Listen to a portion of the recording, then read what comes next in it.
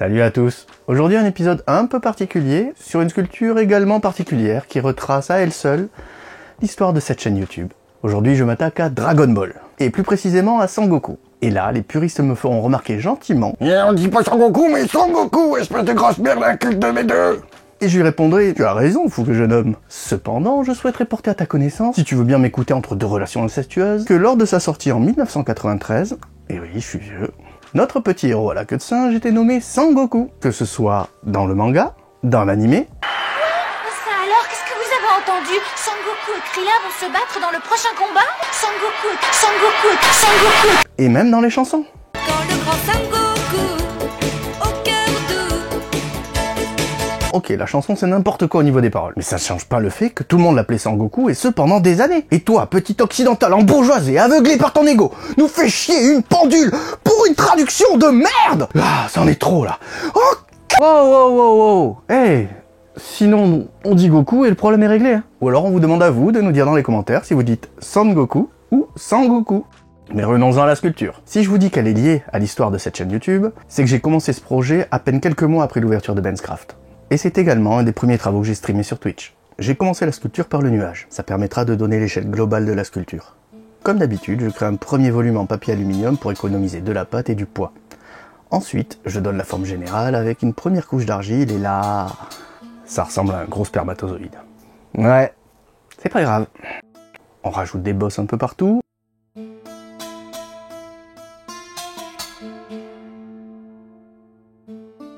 Et puis aussi ces petites volutes. Un peu comme pour le Gum Gum Fruit de One Piece.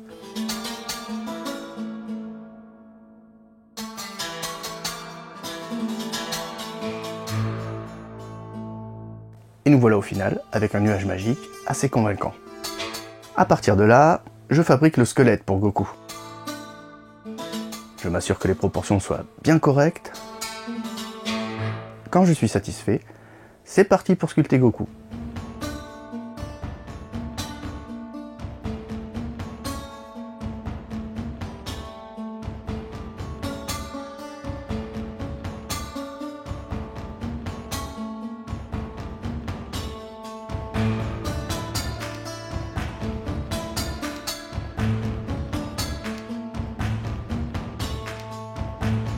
J'avance petit à petit.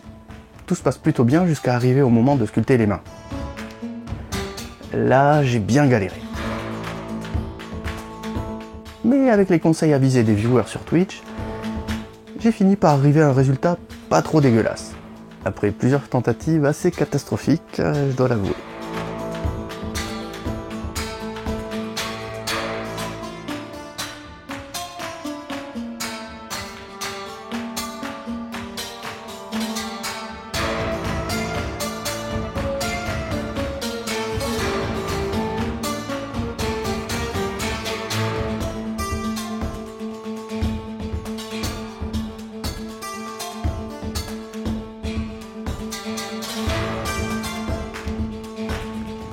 Ensuite vient la tête.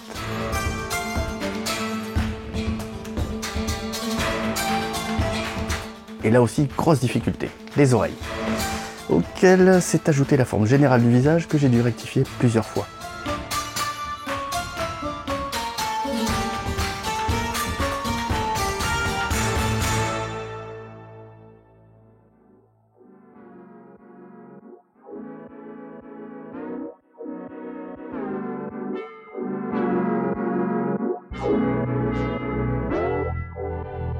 La coupe de cheveux à elle seule fut également un challenge, mais à force de tâtonnements, je suis arrivé à un résultat plus que satisfaisant.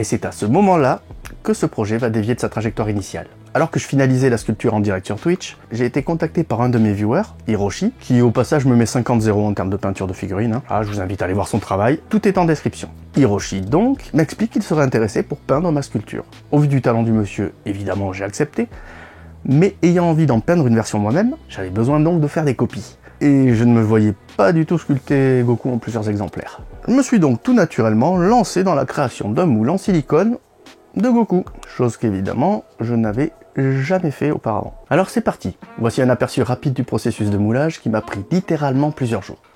N'hésitez pas à m'insulter dans les commentaires, ceux qui savent faire, hein, en m'expliquant où j'ai merdé, la quantité de silicone gâchée, etc. Je sais que j'ai fait beaucoup d'erreurs, mais personnellement, c'est comme ça que j'apprends le mieux. En me plantant et en recommençant. Par contre, si vous avez des remarques constructives, je les lirai avec plaisir et avec la plus grande attention, évidemment.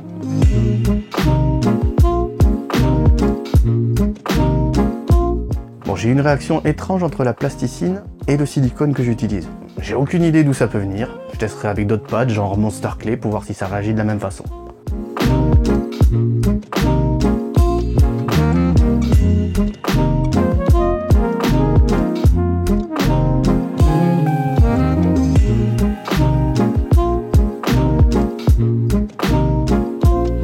Après avoir bien cleané tous les moules en silicone, vient le moment de la reproduction en résine polyuréthane. Alors là, j'avoue, c'était tout nouveau. Je devais porter un masque, des lunettes, des gants. Pas trop rassuré, j'ai préféré la jouer safe. Du coup, j'ai rien filmé. Mais voilà un peu ce que ça donne.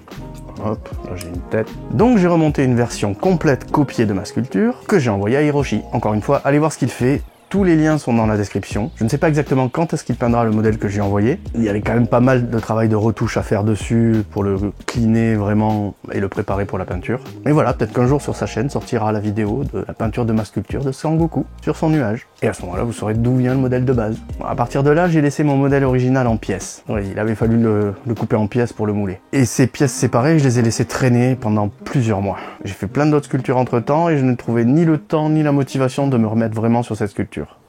Un bon coup de dépoussiérage au passage, et ce n'est que quasiment un an plus tard que je me décide à tout remonter et à réparer la casse qu'a subi la figurine pendant son attente.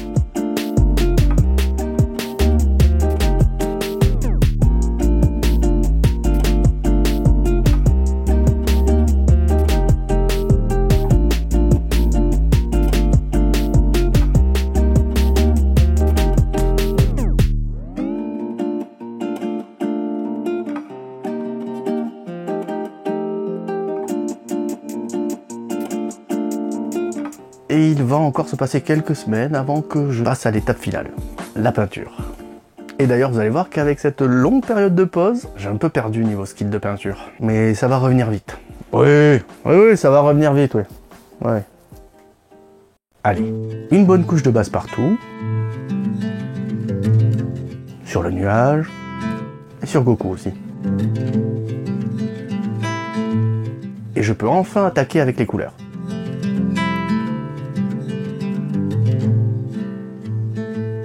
Pour une reprise, je préfère rester simple et m'assurer de récupérer la confiance pinceau en main.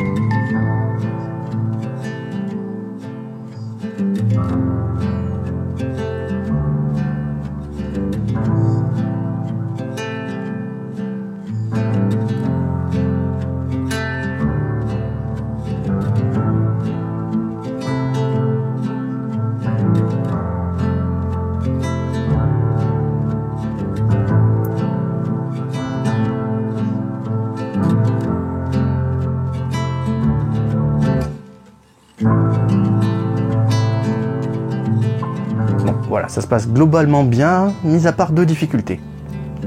La première, le placement et la proportion des yeux et de la bouche. C'était une erreur de ne pas les avoir sculptés directement. J'aurais pas dû faire ça et maintenant avec le recul, je le regrette un peu.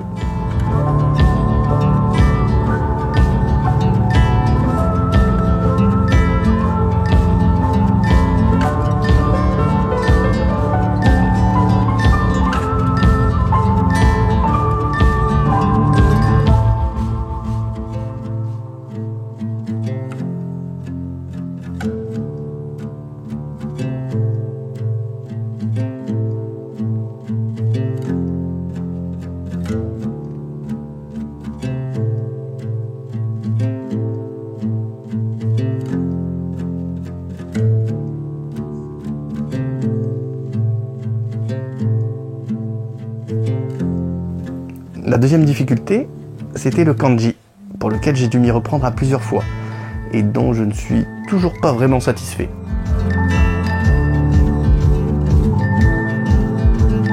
Et pour lequel je pense n'importe quel mec qui s'y connaît un tout petit peu en écriture de kanji me pèterait la gueule.